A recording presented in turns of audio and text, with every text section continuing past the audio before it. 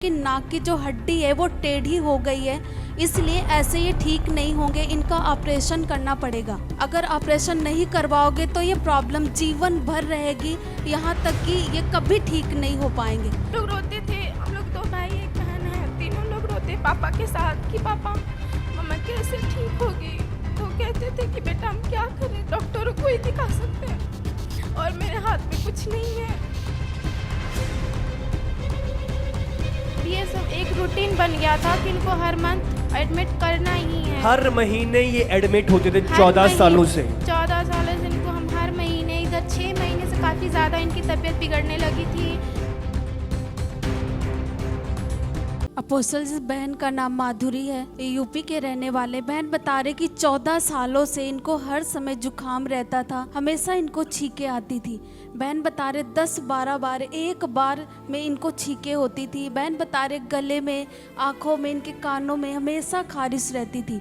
बहन बता रहे हैं कि जुकाम की वजह से इनके सिर में हमेशा दर्द, भारीपन बना रहता था।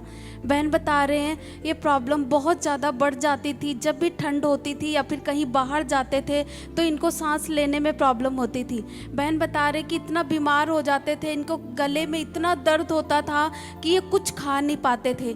इनके सीने में हर समय दर्द रहता था, कमर में, टांगों में हमेशा दर्द बना रहता था। बहन बता रहे कि डॉक्टर को दिखाया तो डॉक्टर ने जब टेस्ट किए तो डॉक्टर ने बोला इनके नाक में एलर्जी है, गले में एलर्जी है और इनकी नाक की जो हड्डी है वो टेढ़ी हो गई है, इसलिए ऐसे ये ठीक नहीं होंगे, इनका ऑपरेशन करना पड़ेगा। अगर ऑपरेशन नहीं करवाओगे तो ये प्रॉब्लम जीवन भर रहेगी, यहाँ तक कि ये कभी ठीक नहीं हो पाएंगे।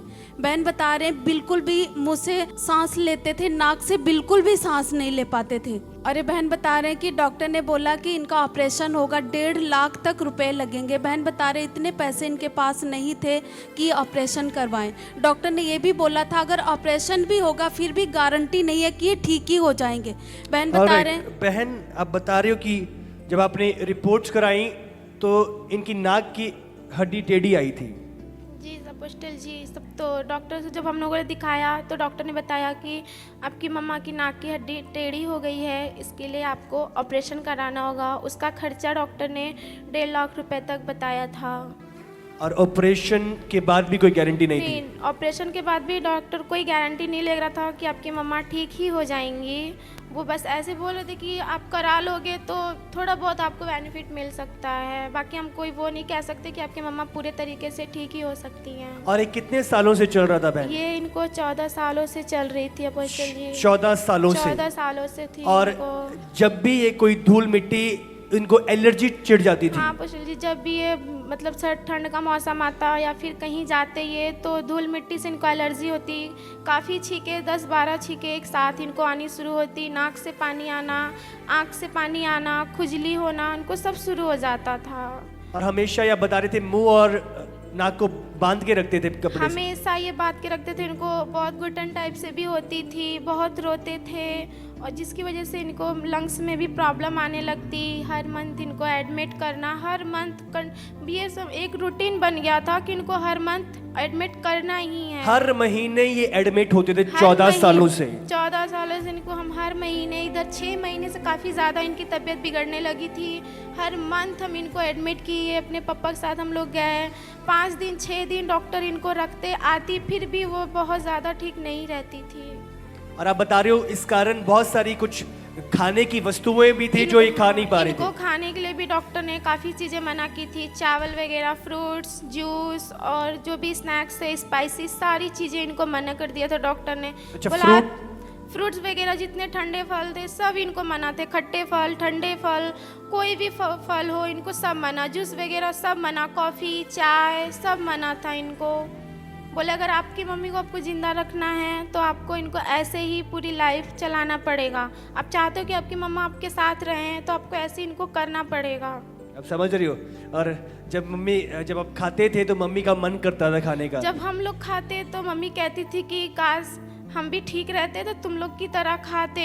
फिर हम लोग रोते थे कोई तो ऐसा प्रभु होगा ना जो मेरी मम्मा को ठीक करेगा। हम लोग खाते हैं तो उनको भी खाने के लिए होगा कभी। हम लोग रोते थे, हम लोग 2 भाई 1 बहन है, तीनों लोग रोते पापा के साथ कि पापा मम्मा कैसे ठीक होगी। वो कहते थे कि बेटा हम क्या करें, डॉक्टरों को ही दिखा सकते हैं और मेरे हाथ में कुछ नहीं है, अब जो डॉक्टर बोलता है वो तो करना ही पड़ेगा ना। अब समझ रहे हो बच्चे की कंडीशन समझ रहे हो, बेबस। पापा कह रहे हैं कि क्या करें, जो डॉक्टर्स ने बोला है वो करना ही पड़ेगा। वहां पे बच्चे खा रहे हैं, माँ सिर्फ देख रही है, माँ का मन कर रहा है कि मैं भी खाऊं, मांग रही है, बट बच्चे मना कर रहे हैं। आप बच्चों के हार्ट को समझे, माँ को खाने के लिए मना करना मजबूरन आप कुछ कर भी नहीं सकते। 14 सालों से माँ हर महीने हॉस्पिटल में एडमिट हो रही है, चाय नहीं पी पा रही, फ्रूट नहीं खा पा रही, बच्चों पे क्या बीत रही है, चीखें आ रही है, पानी बह रहा है। अब समझ रहे हो, बंदा फिजिकली तो टूटा हुआ है ही है, बच्चों, परिवार, इमोशनली कितना प्रेशर। वो बेबस, मैं क्या करूं, कर भी क्या सकते हो आप। अब समझ रहे हो, सब जगह दिखा लिया, यहाँ चले गए, वहां किसी ने बोला, बेबस 14 सालों से कहां पे जाऊं, क्या करूं। अपोस्टल जी सब चीज़ें परहेज करते थे फिर भी ठीक नहीं हो, यहाँ तक कि 5 लाख तक रुपए इन्होंने दवाइयों में खर्च किए। बहन बता रहे लीवर में इन्फेक्शन होने की वजह से बहुत उल्टी होती थी, खाना नहीं खा पाते थे, बेड पे ही रहते थे, इतना बीमार रहते थे। बहन बता रहे 14 सालों से ही ये हर महीने एडमिट होते थे हॉस्पिटल में, 10 कदम भी ये चल नहीं पाते थे, थोड़ा भी चलते थे सांस फूलने लग जाता था, कोई काम नहीं कर पाते थे। बहन बता रहे 14 सालों से जब उम्मीद खो चुके कि मेरी मम्मी कभी ठीक नहीं हो पाएंगी, तो ये बहन बता रहे फिर दिसंबर के महीने में इनकी मम्मी बहुत ज़्यादा बीमार हुई। फिर इनको किसी ने बताया कि आप मेरठ में जाओ, वहाँ पे अच्छा हॉस्पिटल है, अच्छे डॉक्टर हैं और वहाँ पे इनका इलाज होगा और वहाँ पे ठीक हो जाएंगे। बहन बता रहे कि जब ये अपने पापा के साथ मेरठ में दिसंबर के महीने में गए, वहाँ पे जब डॉक्टर से मिले तो उन्होंने बोला कि यहाँ पे एडमिट करेंगे और फिर भी गारंटी नहीं है कि ये ठीक हो जाएंगे। एक दिन की 12,000 रुपये हैं, 15 दिन इनको एडमिट करना पड़ेगा, 2 लाख का खर्चा है, फिर भी गारंटी नहीं है कि ये ठीक ही हो जाएंगे। बहन बता रहे बहुत निराश हुए, पहले भी 5 लाख रुपए खर्च कर चुके थे, इनके पास इतने पैसे नहीं थे कि दोबारा से उस बड़े हॉस्पिटल में एडमिट करें मम्मी को। 2 लाख वहां पर इलाज के लिए चाहिए था आपको। जी अपोस्टल जी, हम जब मेरठ गए, मम्मा की तबीयत खराब हुई, डॉक्टर से मेरी बात हुई, उनको हमने अपनी प्रॉब्लम बताई तो उन्होंने कहा कि देखिए आपकी मम्मा को 15 दिन एडमिट करना पड़ेगा और उसका चार्ज आपका 12,000 रुपये आएगा।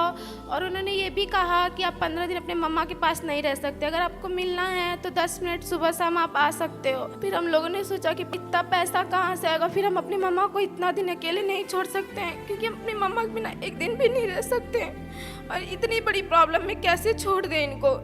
हम लोग बहुत निराश हुए, वहाँ से रोते हम पापा आए बाहर। फिर मेरे भाई हमसे छोटे हैं, वो KMM चर्च से जुड़े हैं, उन्होंने हमें कॉल किया, बोला दीदी आप मेरी बात मानिए, एक बार आप मेरी मम्मा को मम्मा जी के यहाँ ले जाइए, मुझे विश्वास है कि मेरी मम्मा ठीक हो जाएगी।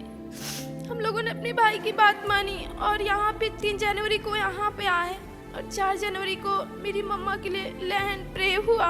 मम्मा जी ने मेरी मम्मा के लिए ले हैंड प्रे किया। उस दिन से मेरी मम्मा पूरी तरीके से भली चंगी है और आज मेरी मम्मा हम लोग के साथ खा पी पाती है। इन्होंने सबसे पहला ठंडा चावल लंगर का ही खाया था, हमें डर था, हमने बोला मम्मा आप ठंडा चावल खा रहे हो, ठंडा चावल खाया यहाँ का। yes. जी अपोस्टल जी, इन्होंने लंगर का पहला ठंडा चावल शाम को खाया था, जो कि कभी 14 सालों में इन्होंने ठंडा चावल नहीं खाया था। बोले मम्मा आप बीमार हो जाओगे, मत खाओ ठंडा चावल, तो बोली नहीं हमें खाने दो, प्रभु का भवन है, हमें विश्वास है कि अब हम चंगे हो जाएंगे। फिर हम घर गए, हमें पता चला मेरी मम्मा पूरी रीति से चंगी हो गई है। धन्यवाद करते हैं हम अपोस्टल जी का और अपनी आत्मिक मम्मा जी का कि उन्होंने मेरी मम्मा का प्रार्थना किया और मेरी मम्मा ठीक हो गई। प्रभु का बहुत बहुत धन्यवाद करते हैं कि उन्होंने मेरी मम्मा को चंगा किया है और आज हम प्रभु में बहुत आनंदित है। यस, वो फोटो लगाओ जब इनके लिए ले हैंड प्रेयर हुआ था। ये 4 जनवरी को ये ले हैंड प्रेयर हो रहा है। ये बहन जो ग्रीन में, यस जी अपोस्टल जी, जो ये ग्रीन इन्होंने पहना हुआ है, ऑलराइट, उस डेट को।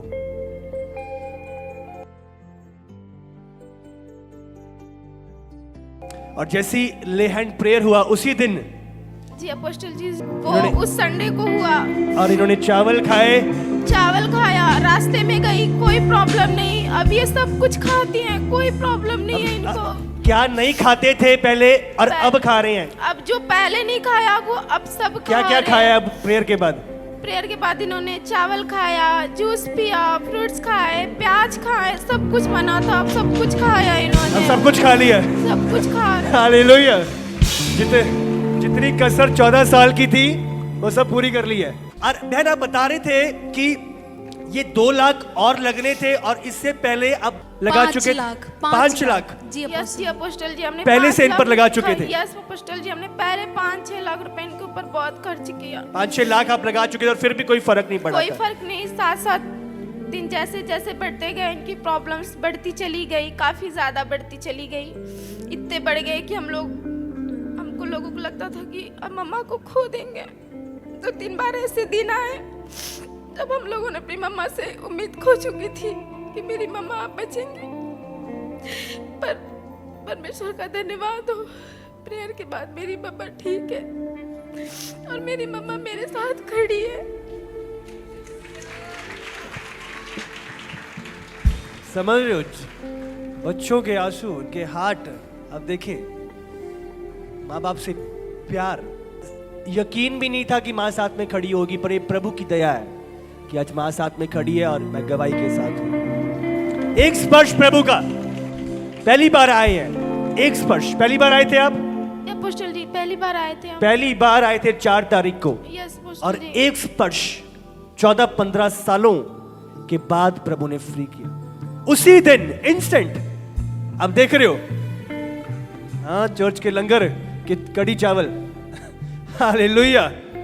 आज अद्भुत गवाही के साथ। अपोस्टल जी 20 दिन हो चुके हैं, अभी कोई नाक में एलर्जी नहीं है, कोई खारिश नहीं। जो नाक की हड्डी टेढ़ी थी वो भी सीधी हो चुकी है और इनके लीवर में भी कोई इन्फेक्शन नहीं है, पूरी तरह से चंगे हो चुके हैं। अब कोई नाक से पानी बहना नहीं है।